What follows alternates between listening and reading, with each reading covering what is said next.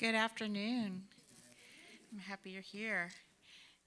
You're in for a joyous ride through Kathleen's life. I just want to do a little bit of an introduction.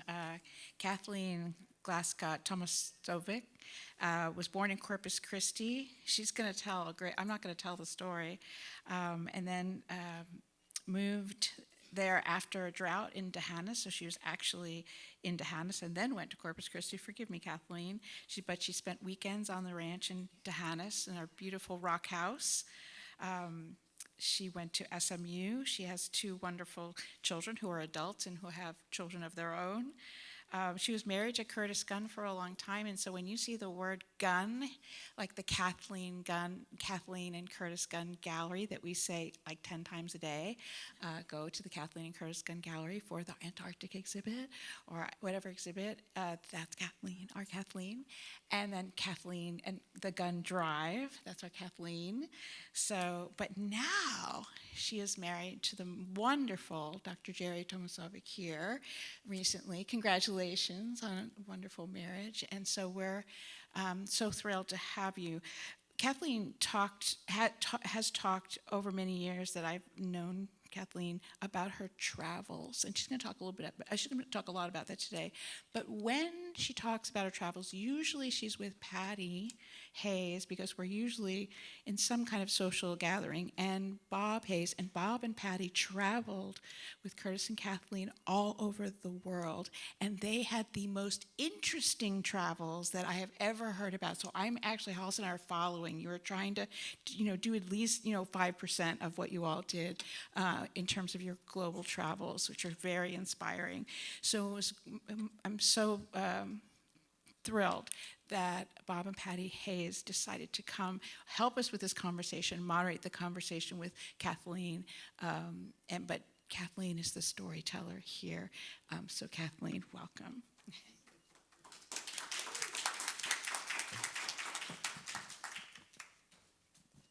Patricia, my wife, knew Kathleen very well before I even knew Patricia. I was a great friend to Curtis Gunn, and he was a great friend to me. And we used to come down. I had a business down in San Antonio, so I used to come down and see him.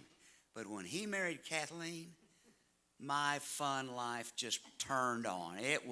She changed my life. So I want you to, we today can see the influences and her history that made this remarkable woman, okay? From circus artistry to oil industry, would you talk about that historical history of that with your family? I will. In 1870, Benjamin Glasscock used to sail down the Mississippi River on a boat and deliver supplies to the plantations along the way and to the stores. And he had a pet monkey that always sat on his shoulder. And so for years he did this, and he went all the way down, and then they turned around and went all the way back up, and it was always exciting, and everybody was so thrilled to get their supplies and so on, but they were more thrilled about seeing the monkey. It was just so unique and fun. And so for years Benjamin did this, and the last stop on the way was a plantation in Louisiana, and they had 2 boys and a girl. And I don't know how this happened, but a communication, either of looks or whatever, started a love story. And so on this particular day, coming down the river, word got out that the boat was close by, and Rebecca was down there to meet the boat and to see Benjamin and the monkey and bring supplies in. And they had set up the lunch for the boatmen on the back veranda. And instead of going to lunch, Benjamin and Rebecca took 2 of the horses and the monkey and eloped. And so the day went by, and it took a while for the parents to get the picture and so on, and the daddy and the two brothers went looking for him but didn't find him. And Benjamin and Rebecca and the monkey crossed over to Texas and started their life together as man and wife. And they had 9 children, and the one true thing that was consistent throughout this period of time was that people were fascinated with the monkey. And so when times got tight and there wasn't enough food and enough everything, they took scraps, and Rebecca made clothing for the monkey, and they decided to charge for people to come and see all the tricks that they had taught the monkey and so on. Well, this then evolved, and it became a circus. And so they bought the Forepaugh Circus, and the whole family had their jobs about putting the tents up and putting the seats out and so on. And my grandfather was the accountant, took the money, did the thing. 1 or 2 of the sons were the trapeze artists. You know, everybody had their job and everybody did their thing. And it was rough and tumble, but they didn't know the difference, and so they loved it and had a great time, and they were a wild and woolly group.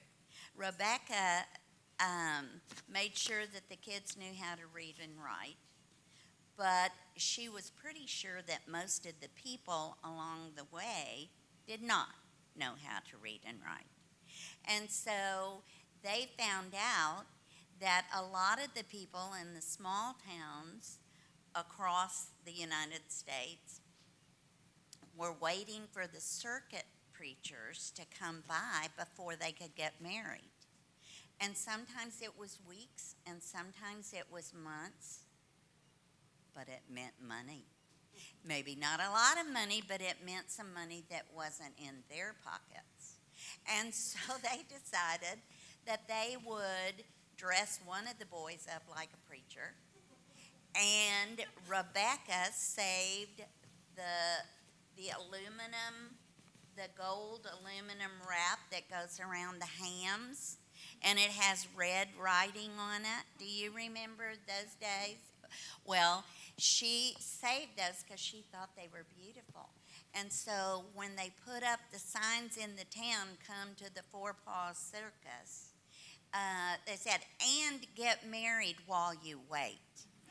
And, you know, small fee, you could get married while you wait. And so they did that, and Rebecca made certificates of marriage with the ham gold and red shiny paper because it looked official, and the people were just tickled to death.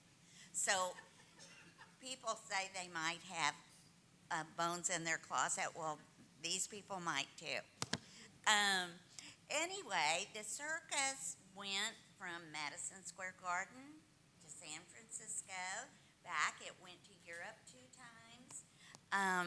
But as time went on, this was like in 1817 to 1819. Times were sort of hard, and the circus went down. They sold out to Barnum and Bailey. But before they sold out to Barnum and Bailey, every winter they would winter over in Luling, Texas, because it was not going to be too cold, hopefully, and they had tanks for water for the animals. And so over that period of time, what they realized was the tanks had this filmy stuff over the top of the water.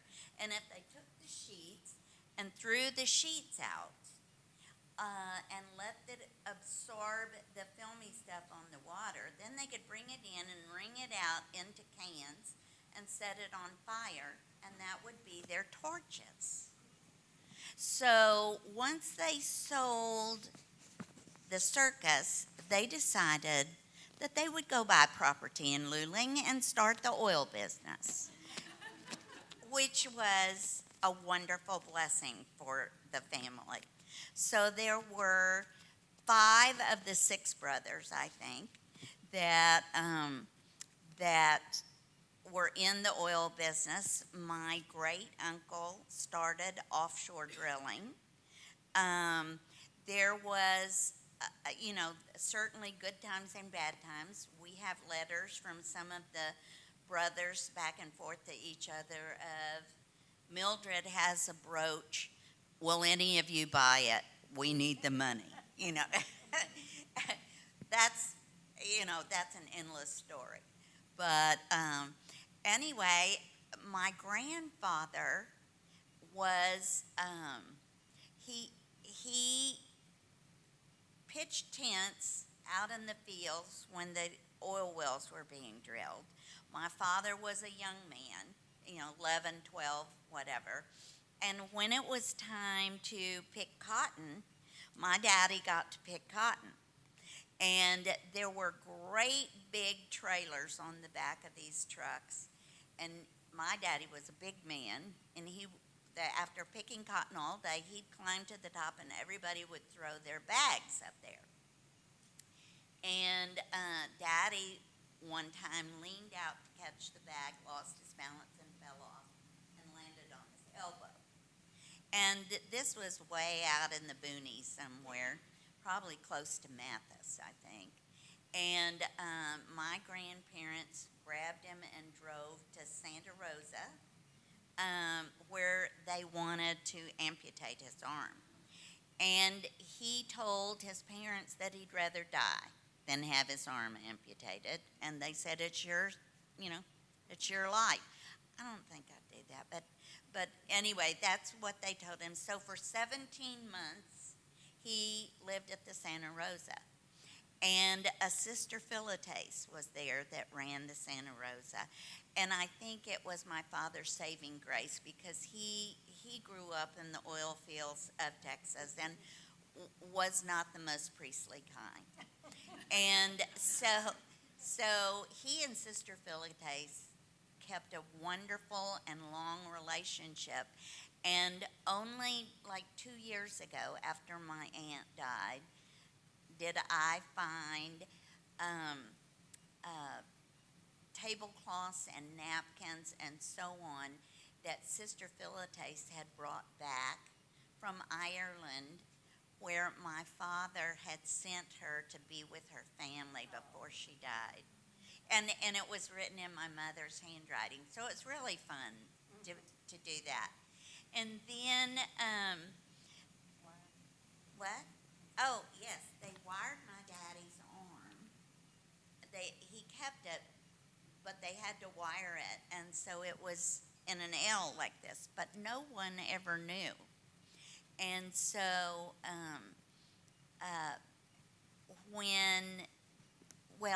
first my mother went to college. They were in Mathis, Texas, and my father was going to the University of Texas. His mother and daddy finally, after he got out of the hospital, built a big house. I thought it was a mansion on top of a hill. Now, if you've ever been to Mathis, Texas, the hill was about this big, but it was higher up than a lot of the houses in the area. And so they built this big house, and my father grew up as an older teenager there, and he played the piano and sang at the Methodist church. Well, and my mother sang at the Methodist church. So they met. My mother's father had died the year before. He had been in World War I, and he had been exposed to mustard gas, and he managed to survive, but not well. And so my grandmother, on my mother's side, took a job as a telephone operator. And it was a two-room building, and it had one of those big bureau things that you put the little pegs in to make the phone calls, and then if somebody didn't answer, my grandmother would send my mother to run down the street and tell them, answer the phone, you know. But anyway, my sickly grandfather, my mother, and her sister, and my grandmother all lived in one room. And all of their possessions, which were few, they nailed a sheet across the corner, and all their possessions were in that closet behind there. And there was a privy outside. And so they grew up in quite different circumstances. When my father's family was not living in a tent out by the well, they lived at the penthouse in the Driscoll Hotel in Corpus and the Minger Hotel here and so on. But it wasn't until this house was the house was built, that my father really had a home. So he and my mother started dating when my mother was 12, and my father was 3 years older. And so mother at 14, my grandmother sent my mother and my aunt to school early because she had to work and she couldn't watch them. So they started school early, and then she graduated at 14. And there was no way in the world that she was going to college, because my daddy would say, I want to take you dancing. And she'd say, oh, Woody, what should I wear? The new one or the blue one or the one I wore last? Because it was all one dress. And so one day my mother got a letter. And he didn't get letters that often, and she got it, and it was a scholarship to go to A&I in Kingsville, and it was for art. And my mother could draw, but she and I both would admit that we wouldn't call her an artist, and it was full scholarship plus $5 a month for spending money. And she was thrilled. And so her aunts and her mother and my great-grandmother all pieced together their scraps and made clothes for her to go to college. And she had the best time in the whole wide world and loved it. And a little aside is she and her roommate, who turned out to be the grandmother of one of our son's schoolmates, had the back room at the dormitory, and it was on the corner, and so all the girls that came in late came in through their window. And she said, I never had to do exercise because I was pulling all these girls in and out through the window. But one time my daddy came down to visit, and he said, I love you. And she said, enough to marry me? And he said, yes. And she said, today? And he said, yes. And so they got married. They ran off and got married. And 9 months and 4 days later, my brother was born. Now, hey, she said, I loved the fact that all the biddies in Mathis, Texas were counting the days, and it was 9 months and 4 days later. Now, she never said she was pregnant, but my brother was born when she was 16. And my grandfather, the one with Parkinson's, bought a ranch in Dehanis, Texas. And he bought it for them, but he said, son, I want you to know that you should never make your life's work on something that's dependent on the weather. But he did it anyway. So Mother and Daddy were out driving one afternoon, and it's old Highway 90 outside of D'Hanis on the way to Sabinal, and they had a flat tire. And my mother said, "Who would build a beautiful house like this right in the middle of nowhere?" And so when my mother was in the hospital, my daddy went to her and said, "Remember the beautiful house in the middle of nowhere?" I said, "You own it." And so my mother and my brother and my daddy moved into this rock ranch house that a farmer from Arkansas had come down and built in 1926. And he had pigs, and one morning he woke up and the pig blight had come, and all these pigs were dead. And there was no way for him to, make any payments or do anything, so he left the keys in the back door and told the bank he was sorry and went back to Arkansas. So my grandfather bought it, and my daddy went into ranching. And my brother and my sister were born. My sister was my grandmother on my father's side, first girl to play with. My sister had a cashmere coat with ermine tails on it for the school in D'Hanis, Texas. So anyway, they grew up. My mother became pregnant with me, but the 7-year drought had been going on, and my daddy said that the cracks in the ground were so big that some of the calves would be born and fall into the cracks in the ground and die before you could get to them, or know that they were there. And my grandfather had Parkinson's by then, and he drove every day from Mathis, but he also had one of those psychiatrist couches that he put in his office so that if things got tough, he could lay down on it, and then go back to work. And so he told my father, "Come down here and help me because I can't get to the fields anymore."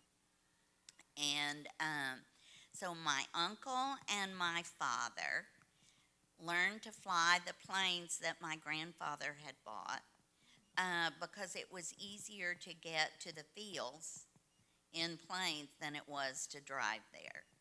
And they didn't have aerial maps for everything, and so they followed the roads or they followed the telephone lines. And that's how they got around. And my uncle became a stunt pilot, married an aerial acrobat from Scotland. And I mean, the plot thickens. Yeah. And they didn't always get along. One time I called from college and I talked to Mother. I said, "Where's Daddy?" "Well, he's in the hospital." I said, "Oh, really? What's the matter?" And she said, "He hit your uncle." And they didn't agree on everything. But anyway, that's the way the Glasscock brothers were, rough and tumble, and that's the way it's continued to be, kind of. I guess very few families survive without some of that. My grandfather died when I was 12. My father was very close to my grandfather, and when I was 12, I went to cheerleading camp in Huntsville, and I was so excited because I was going to be head cheerleader. Really hot stuff.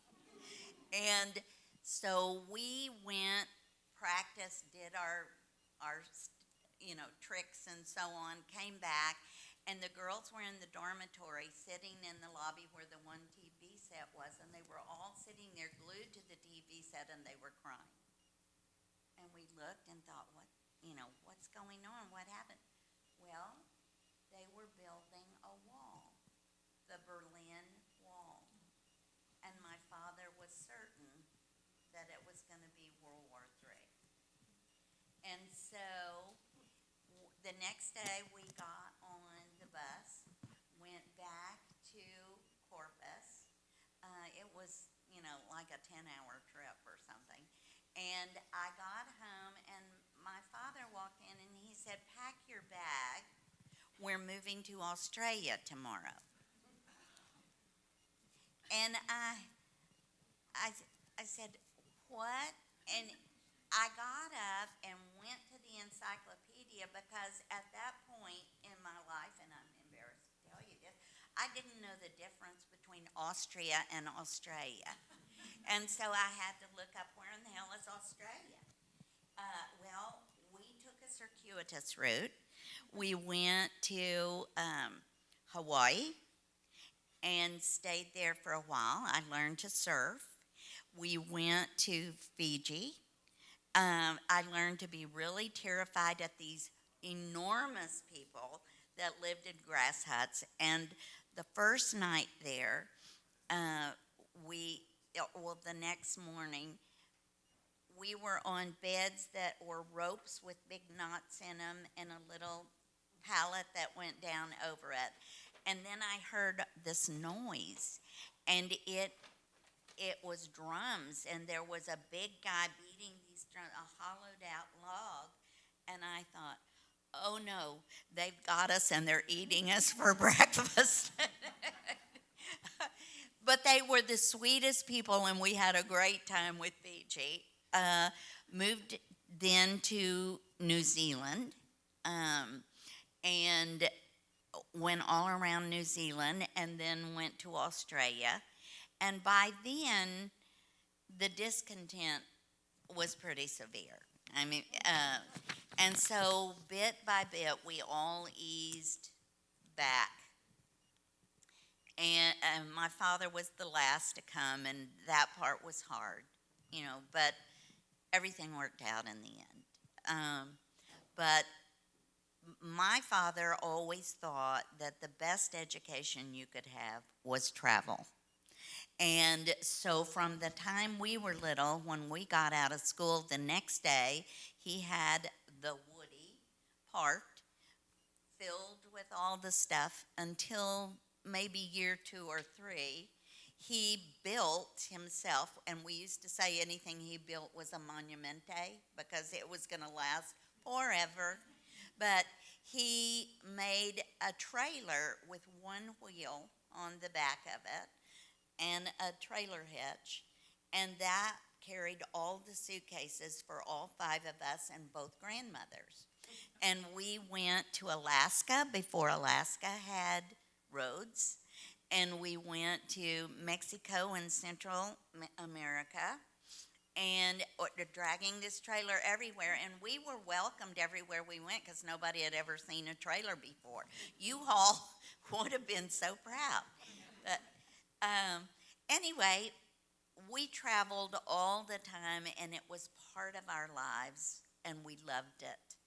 And the 2 things I wanted for my children was to know both city life and country life, because to me, that's the best of both worlds. And to travel, so that you learn about people, you learn out of your box, and you learn not to be afraid. And so that's pretty much it. Patty, do you have questions? Kind of went because I jumped your questions? yeah. The travels, that was the last question. He bought the ranch, had a 7-year drought. Didn't you all move? To Corpus. Well, when I was born in 47, and so I was born in Corpus, and so I'm a Corpus Christi girl, but spent my weekends in Hannah's. Shot my first deer when I was 6, And the rule was you kill it, you clean it. You kill it, you eat it. So what my mother did was when I brought home squirrels and other things, she had frozen little cut up pieces of meat that were tastier than squirrels. And she would skin the squirrel and cut it up and then cook the pieces of meat that she had frozen. And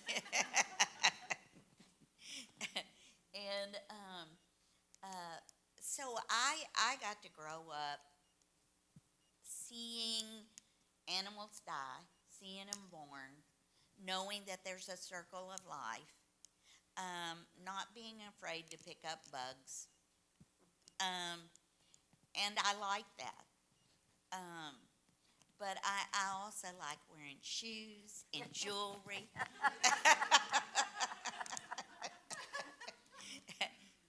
What is it? Who was the first person in your family to drill an oil well? It was 3 brothers, Gus, Don, and Lonnie. My grandfather, Gus Glasscock, and Don Glasscock. And they all lived in the Mathis, Corpus area. So, yeah.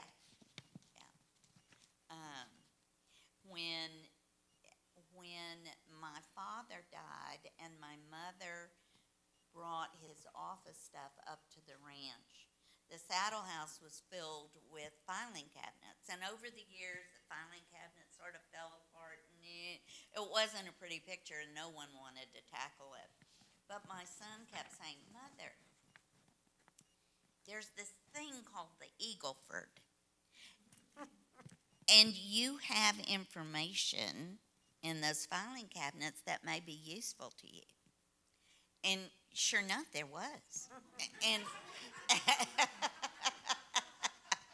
and so that was real fun. Curtis said, I hate to tell you this, but these things are usually very short-lived, so enjoy it while you can. So I did. Yeah. But it was fairly short-lived. I'm hoping there will be another Bob. What happened to the monkey? I don't know, but there were lions and tigers and bears too. Curtis and I went to Greenfield Village. I don't know if you've ever heard of it, but it's outside of Detroit. And Henry Ford, is my time up? Oh, okay. It's outside of Detroit, and Henry Ford took places like Orville and Wilbur's house and reconstructed it just exactly. I mean, even with the trash in the trash can, that sort of thing. And he did a mercantile, and he did an Amish farm, and he did all these things. It's like walking through history, and it is so fabulous, and I loved it. And so I said, car people have to go back to Detroit a lot. And I said, next time, let's take Mother and Chinks. And so we did, and the first thing my mother noticed was in the window of the mercantile, there was a big poster for the Forepaugh Circus. And it made it even more special to have the family circus be at the mercantile window. So, are there any questions? I think I could just babble on and on about nothing, but I've loved getting to visit with you guys, and thank you for coming.